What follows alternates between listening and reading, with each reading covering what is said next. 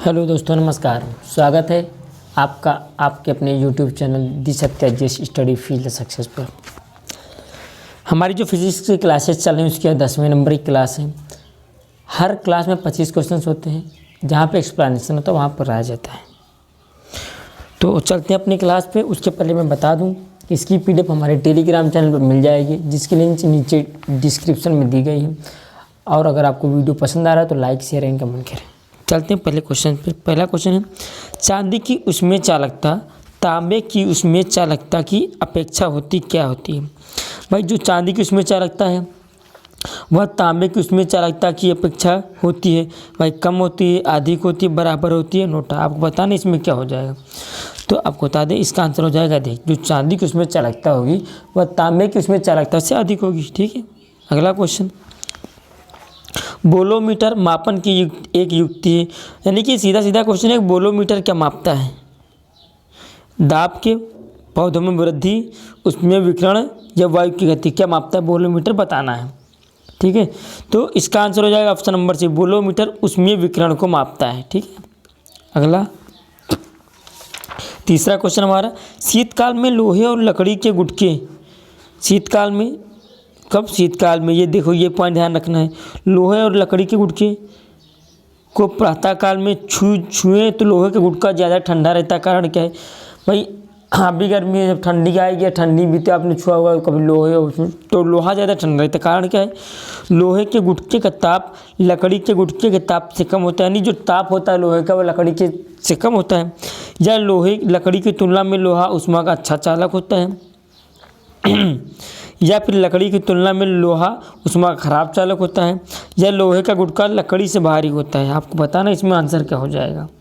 तो इसका मैं बता दूं कि लकड़ी की तुलना में जो लोहा है वह ऊष्मा का अच्छा चालक होता है, इसीलिए उसमें उसको छूने पर ठंडक में ज़्यादा ठंडक दिखाई देता है। ठीक है। अगला क्वेश्चन चौथा, एक टेबल पंखे को बंद कमरे में, किसको, एक टेबल पंखे को बंद कमरे में चलाने पर कमरे की जो हवा होगी वो क्या हो जाएगी। यदि हम टेबल पंखे को चलाएं, अब गर्मी आ रही है, शुरू हो गई, आप प्रैक्टिकल कर सकते हैं इसको। ठीक है। टेबल पंखे को हम बंद कमरे में चलाएं तो हवा क्या होगी, गर्म होगी या ठंडी होगी, या कोई प्रभाव नहीं पड़ेगा, इनमें से कुछ भी नहीं होगा। बताना क्या होगा। तो हवा जो हो जाएगी वह गर्म हो जाएगी। ठीक है। क्या होगी, उसकी हवा गर्म हो जाएगी कमरे की। पाँचवा क्वेश्चन, कमरे में रखे फ्रिज या फिर जिसे हम रेफ्रिजरेटर इंग्लिश में बोलते हैं, कमरे में रखे फ्रिज के दरवाजे खुले छोड़ दिए जाए। यदि हम फ्रिज के दरवाजे खुले छोड़ देते हैं तो क्या होगा, कमरा फ्रिज के भीतर के ताप तक ठंडा हो जाएगा। नहीं, जो फ्रिज के अंदर का ताप होगा कमरा उस ताप तक ठंडा हो जाएगा। या फिर कमरा फ्रिज के अंदर से भी अधिक ताप तक ठंडा हो जाएगा। या फिर कमरा फ्रिज के अंदर का जो ताप होगा उससे अधिक, यानी कि अगर फ्रिज के अंदर का ताप 14 डिग्री सेल्सियस सपोज दैट, तो क्या कमरा अधिक हो जाएगा, यानी 12 डिग्री सेल्सियस हो जाएगा, यह होगा। या फिर कमरा धीरे धीरे गर्म होगा। या फिर कमरे में वायु का ताप अपरिवर्तित रहेगा। या फिर कमरे में जो है वायु का ताप कोई परिवर्तन होगा। बताना क्या हो जाएगा। आपको बता दें इसमें सारे ऑप्शन कटेंगे, ये भी कट जाएगा, ये भी, लेकिन बचे कौन, कमरा धीरे धीरे गर्म होगा। ठीक है। चलते हैं अपने अगले क्वेश्चन पे। ठीक है। तो हमारा छठवां क्वेश्चन है कि निम्न में से कौन ऊष्मा का सबसे अच्छा सुचालक है। देखो ऐसे क्वेश्चंस आते हैं, ऐसे क्वेश्चन कई जगह में मिलेंगे आपको। ठीक है। नॉर्मल अच्छे क्वेश्चन है, इजी क्वेश्चन है, वो आते रहते हैं एग्जाम में यदा कदा। ठीक है। तो निम्न में से कौन ऊष्मा का सबसे अच्छा सुचालक बताना है आपको। ठंडा पानी या गर्म पानी या समुद्र का पानी या फिर आश्वित पानी। ठीक है। तो मैं बता दूँ जो समुद्र का पानी वह ऊष्मा का सबसे अच्छा सुचालक होता है। ठीक है। अगला, आणविक संगठन के द्वारा ऊष्मा का संप्रेषण क्या कहलाता है। यदि हम कई प्रक्रिया होती है ऊष्मा के संप्रेषण की, उसमें एक होता है आणविक संगठन के द्वारा जब हम ऊष्मा का संप्रेषण करते हैं तो कहलाता है चालन, संवहन, विकिरण, या फिर इनमें से कुछ भी नहीं। तो क्या कहलाएगा बताना है। आंसर हो जाएगा संवहन, इसका बिल्कुल सही आंसर हो जाएगा। ठीक है।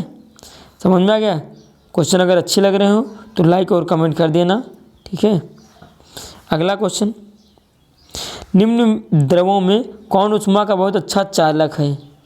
ये 4 द्रव हैं, इसमें से ऊष्मा का सबसे अच्छा चालक कौन है। पारा है, पानी है, ईथर है, या फिर बेंजीन है, कौन होगा। तो इसमें जो ऑप्शन में अकॉर्डिंग टू ऑप्शन जाएंगे तो इसमें जो ऊष्मा का सबसे अच्छा चालक होगा वह हो जाएगा पारा। पारा ऊष्मा का सबसे अच्छा चालक होता है। ठीक है। अगला, सूर्य विकिरण का कौन सा भाग सोलर कुकर को गर्म कर देता है? जो सूर्य विकिरण का है, यानी जो सूर्य विकिरण आती है हमारे पास, उसमें से कौन सा ऐसा भाग है कि जो सोलर कुकर गर्म करता है? पराबैंगनी किरण, अवरक्त किरण, कौसमी किरण या प्रकाशीय किरण? बताना है कौन सा होगा इसमें आंसर। तो बता दूँ, इसका जो आंसर हो जाएगा अवरक्त किरण, बिल्कुल सही आंसर हो जाएगा। ठीक है। अगला क्वेश्चन, शीतकाल में कपड़े हमें गर्म रखते हैं, कारण क्या है? भाई हम देखते हैं शीतकाल में कपड़े पहन लेते हैं, हम 5-5 कपड़े पहन लेते हैं। ठीक है। तो वो हमें गर्माहट, हमारे शरीर को गर्म रखते हैं, गर्माहट पैदा करते हैं। आखिर कारण क्या है? कपड़े ऊष्मा प्रदान करते हैं, या कपड़े ऊष्मा का विकिरण नहीं करते हैं, या कपड़े वायु को शरीर के संपर्क में आने से रोक देते हैं, या फिर शरीर की जो ऊष्मा को बाहर जाने से कपड़े रोक देते हैं? क्या होगा? तो इसका जो आंसर हो जाएगा, जो कपड़े होते हैं वो शरीर की ऊष्मा को बाहर जाने से रोक देते हैं। ठीक है। यही आंसर हो जाएगा डी। अगला, धूप से बचने के लिए, ठीक है, तो क्या होगा? धूप से बचने के लिए छाते में उचित रंग संयोजन क्या है? भाई आपको धूप से बचना है, अब छाते देखते हैं तो कलर चलने लगे ना, रेड कलर और पिंक कलर, तो येलो कलर, सारे कलर से चलने लगे वो इसलिए, लेकिन वो संयोजन नहीं जो गर्मी से हमें बचाता है, वो संयोजन अलग, वो केवल फैशन है कि कलर्स वाले हम ले लें और यूज़ करें उनको। देखो संयोजन क्या होना चाहिए, ऊपर काला या नीचे सफ़ेद? भाई ये छाता होता है, ठीक है, ये ऊपर काला या नीचे सफ़ेद, या ऊपर सफ़ेद नीचे काला, या ऊपर नीचे दोनों काला, या फिर इनमें से कुछ भी नहीं होगा, कुछ और ही संयोजन बनेगा? संयोजन बनेगा ही नहीं। क्या होगा आंसर बताना है। तो मैं बता दूं, इसका जो आंसर हो जाएगा, इसका ऑप्शन नंबर भी, ऊपर सफ़ेद होता है और नीचे काला होना चाहिए। ठीक है। अगला क्वेश्चन, 12वां, अफ्रीका के काली त्वचा वाले व्यक्ति, जो अफ्रीका के लोग होते हैं आप देखते होंगे बहुत काले काले होते हैं, काली त्वचा वाले व्यक्ति ब्रिटेन के गोरी त्वचा वाले व्यक्ति की तुलना में, भाई अफ्रीका के लोग काले, ब्रिटेन के लोग गोरे, ऑस्ट्रेलिया के लोग गोरे, हम इंडिया के लोग तो मीडियम वाले हैं, ना काले ना गोरे। यहाँ तो विविधताएं हैं, भारत विविधताओं का देश है। ठीक, तो उनके बीच तुलना क्या होगी कि अधिक गर्मी महसूस करते हैं, कम गर्मी में महसूस करते हैं, समान गर्मी महसूस करते हैं, या गर्मी महसूस ही नहीं करते हैं। तो क्वेश्चन क्या था कि अफ्रीका के काली त्वचा वाले व्यक्ति ब्रिटेन की गोरी त्वचा वाले व्यक्ति की तुलना में क्या होगा? अधिक गर्मी महसूस करेंगे। ठीक है। ऑप्शन नंबर ए सही हो जाएगा। ठीक है। 13वां क्वेश्चन, सुबह का सूरज इतना गर्म नहीं होता जितना दोपहर का, क्यों? भैया आप देखते होंगे सुबह लोग टहलने भी जाते हैं, लेकिन दोपहर में टहलने के लिए भेज दो 2 घंटे के लिए, समझ में आ जाएगा। दोपहर में कहीं जाना होता, नहीं यार धूप अभी नहीं जाऊंगा, है ना। तो सारी चीज़ दोपहर में हमें जाने का मन नहीं करता। ठीक है। अभी तो ठीक है फिलहाल, लेकिन अभी आगे मई जून में दोपहर में निकलने को मत बोलना भाई, और चाहे जो हो जाए। ठीक है। तो कारण क्या है कि सुबह का सूरज इतना गर्म नहीं होता जितना दोपहर का, क्योंकि सूरज की किरण सुबह के समय धीरे चलती हैं, या सुबह सूरज ठंडा होता है, या फिर सुबह पृथ्वी जो है सूरज से अधिक होती है, यह कारण है, या फिर सुबह सूरज की किरण को अंतरिक्ष में अधिक दूरी तय करनी पड़ती है, यह कारण। क्या कारण होगा बताना है। कारण इसका यही है क्योंकि सुबह सूरज की किरणों को अंतरिक्ष में अधिक दूरी तय करनी पड़ती है भैया, यही आंसर सही हो जाएगा डी वाला। ठीक है। अगला क्वेश्चन, काले वस्त्रों के मुकाबले, आप देखते होंगे काले वस्त्रों के मुकाबले श्वेत वस्त्र शीतल क्यों होते हैं? गर्मी आती है, ये एडवाइस दी जाती है ज़्यादा श्वेत वस्त्र पहने। ठीक है। ओके। तो कारण क्या है उसका? अपने पास पहुंचने वाले सभी प्रकाश अवशोषित करता है। कौन? श्वेत वस्त्र की बात कर रहा है, श्वेत वस्त्र की, कि श्वेत वस्त्र अपने पास पहुंचने वाले सभी प्रकाश अवशोषित करते हैं, उनके पास जो प्रकाश पहुंचता है उसे परावर्तित कर देते हैं। ठीक है, यानी रिफ्लेक्ट कर देते हैं। प्रकाश भेदक नहीं होने, प्रकाश को भेदने नहीं देते, अंदर घुसने नहीं देते हैं, या सूर्य के प्रकाश को पूर्णतः शीतल कर देते हैं, या सूर्य के प्रकाश को पूर्णतः शीतल कर देते हैं। देखो सूर्य के प्रकाश को कोई शीतल नहीं कर पाएगी, ये तो क्वेश्चन ही, ये तो ऑप्शन बिल्कुल बेकार है भैया। ठीक है। प्रकाश भेदक नहीं होने देते हैं, यार प्रकाश को कौन रोक सकता है? है ना। बचा हमारे पास दो ऑप्शन, दो ऑप्शन में सही ऑप्शन है बी, उनके पास जो प्रकाश पहुंचता है उसे परावर्तित कर देते, वापस चला जाता है, इसलिए वो अंदर प्रवेश ही नहीं करता, तो हमें वो शीतल कर देता है। ठीक है, अगला 15वां क्वेश्चन। अब आता है जैसे अभी काले देखे, सफ़ेद देखे हमने, गर्मी ठंडी देखी, अब ऊनी सूती की अपेक्षा कर लें। देखो ये क्वेश्चन आते हैं, ठीक है, आपको बता दूं, अब इसे यही क्वेश्चन ले लो, RRB 2002, ठीक है, NTPC आपका 2016 में हुआ था। मैं बता दूं आपको, इस विश्वास ना हो, SSC में आया था 2013 में आया था, 2013-14 में आया था, और ये क्वेश्चन PCS प्री में पिछली बार वाले में आ चुका है। ठीक, तो आप देख लीजिए क्वेश्चन इंपॉर्टेंट है। इसके पहले मैंने जो क्वेश्चन कराया वो SSC 2011 में आया है, 13 में आया है, तो क्वेश्चन आते हैं भैया। क्वेश्चन ये कोई उलूल जुलूल नहीं उठा के बस रख दिए गए हैं, बिना एनालिसिस करके क्वेश्चन में नहीं रखता। ठीक है, तो ऊनी कपड़े सूती वस्त्रों के अपेक्षा गर्म क्यों होते, कारण क्या है। ठीक है, तो ऊनी कपड़े ताप के अच्छे शोषक होते हैं, ताप के अच्छे वितरक होते हैं, यानी उसे वितरित करते हैं, सूती वस्त्रों से भारी होते हैं, या ताप के अच्छे रोधक होते हैं। आपको बताना आंसर क्या हो जाएगा, वो ताप के अच्छे रोधक होते हैं। ऑप्शन नंबर डी बिल्कुल सही आंसर हो जाएगा। ठीक है, क्वेश्चन नंबर हमारा 16वां आता है कि उबलते जल द्वारा जलने की तुलना में, यानी कि जलने की तुलना में भाप द्वारा जलना अधिक कष्टदायक हो। यानी क्वेश्चन कह रहा है कि जब हम उबलते जल से उबलता हुआ जल उससे हम जलेंगे, ठीक है, तो उतना कष्ट, उतनी पीड़ा नहीं होगी जितना भाप द्वारा जलते हैं। कारण क्या है उसका, भाप में गुप्त ऊष्मा होती है, भाप एक प्रकार से गैस है, या भाप का ताप बहुत अधिक होता है, या फिर नोटा, इनमें से कोई नहीं। तो इसका जो आंसर हो जाएगा कि भाप में गुप्त ऊष्मा होती है, काइनेटिक एनर्जी जिसको इंग्लिश में बोलते हैं। ठीक है, इसीलिए भाप हमें ज़्यादा कष्टदायी होता है डायरेक्ट जलने की तुलना में। क्वेश्चन नंबर हमारा 17वां। ठीक है, ये क्वेश्चन इंपॉर्टेंट कई बार आया हुआ है। अभी SSC आपको कब आया था, शायद MTS 2015 में आया हुआ था ये। अब मैं एक दिन सॉल्व कर रहा था, CHL 2017 का, 17 या 18 का था, ऐसे कुछ था, तो उसी में मिला था मुझे ये क्वेश्चन। ठीक है, तो वायुमंडल में आर्द्रता की उपस्थिति एक ऐसे स्टील के गिलास की बाह्य सतह पर जल की बूंद देकर सुनिश्चित की जाती है जो भरा हो। क्वेश्चन क्या कह रहा है कि वायुमंडल में आर्द्रता है कि नहीं है, इसकी उपस्थिति हम कैसे चेक करते हैं।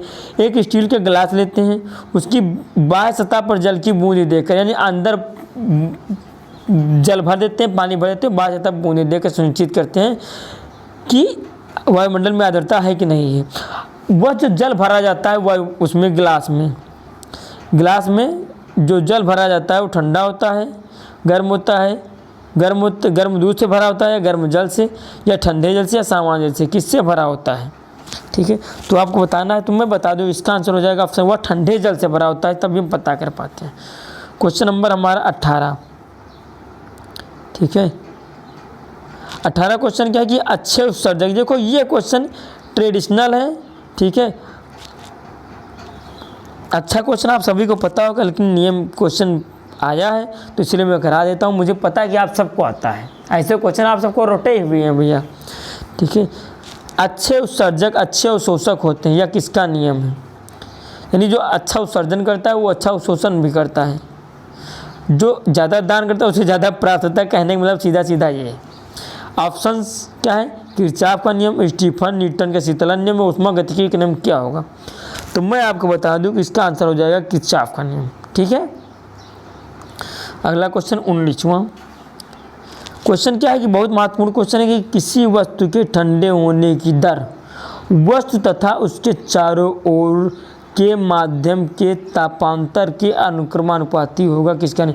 आराम से क्वेश्चन पढ़ना, एक बार, दो बार, तीन बार जब क्वेश्चन पढ़ो तो क्वेश्चन समझ में आ जाए। देखिए फिर से कि किसी वस्तु के ठंडे होने की दर वस्तु तथा उसके चारों ओर के माध्यम के तापांतर के अनुक्रमानुपाती, यानी किसी वस्तु के ठंडे होने की जो दर है वह वस्तु के चारों ओर के माध्यम के तापांतर के अनुक्रमानुपाती होता है, यानी प्रोपोर्शनल होता है। ठीक है, तो आंसर क्या हो जाएगा इसमें, न्यूटन का शीतलन नियम, ठीक है, या किरचॉफ का नियम, या स्टीफन का नियम, या नोटा। तो 19वां मैं बता दूं, 19वां जो आंसर हो जाएगा वो न्यूटन का शीतलन नियम हो जाएगा, ठीक है। अगला क्वेश्चन, थर्मस फ्लास्क के आविष्कारक कौन है? डिबार हैं, स्टीफन है, किरचॉफ है, या न्यूटन है? अब बताना है आपको कि क्या होगा, ठीक है। तो इसका थर्मस फ्लास्क के जो आविष्कारक हैं वो हो जाएंगे डिबार, ऑप्शन नंबर ए सही हो जाएगा। एक चीज़ मुझे याद आ रही है, स्टीफन का जो विकिरण का नियम स्टीफन ने दिया था, उसका एक फार्मूला कई बार पूछा जाता है। ये फार्मूला बनता है, आप लोग इसको याद कर लीजिएगा, ठीक है। इन्होंने कहा था कि किसी कृष्णिका के एकांक पृष्ठीय क्षेत्रफल से प्रति सेकंड उत्सर्जित विकिरण ऊर्जा उसके परम ताप के चतुर्थ घात के अनुक्रमानुपाती होती है। यही इनका नियम था और यही इन्होंने इस छोटे से फार्मूले में बता दिया है, ठीक है। एक क्वेश्चन देखो यहाँ कि न्यूटन का शीतलन नियम कब लागू होता है। एक क्वेश्चन एक बार आया था, मुझे भी याद आया, मुझे किसी दिन में, न्यूटन का शीतलन नियम लागू तभी होगा जब ताप में अंतर बहुत ज़्यादा ना हो। यानी अगर 5 डिग्री सेल्सियस से 15 डिग्री सेल्सियस तब तो भैया नहीं होगा, लेकिन 5 डिग्री सेल्सियस और 7 डिग्री सेल्सियस ताप में अंतर है तब न्यूटन का शीतलन नियम लग जाएगा, ठीक है। ये एक कॉन्सेप्ट है, इसको आप लोग याद रखना, ठीक है। चलते हैं 21वें क्वेश्चन पे। थर्मस फ्लास्क की आंतरिक दीवारें चमकीली होती, क्या कारण है? थर्मस फ्लास्क आप देखते होंगे उसकी आंतरिक दीवारें चमकीली होती, कारण संवहन द्वारा होने वाली उष्मा हानि को रोकने के लिए, या विकिरण द्वारा होने वाली उष्मा हानि को रोकने के लिए उसको चमकीली किया जाता है, या चालन द्वारा होने वाली उष्मा हानि को रोकने के लिए, या नानाबदीय। वो आंसर क्या हो जाएगा? इसका जो आंसर हो जाएगा ऑप्शन नंबर बी, विकिरण द्वारा होने वाली उष्मा हानि को रोकने के लिए थर्मस फ्लास्क की आंतरिक दीवारों को चमकीली बनाया जाता है, ठीक है। क्वेश्चन हमारा 22वां,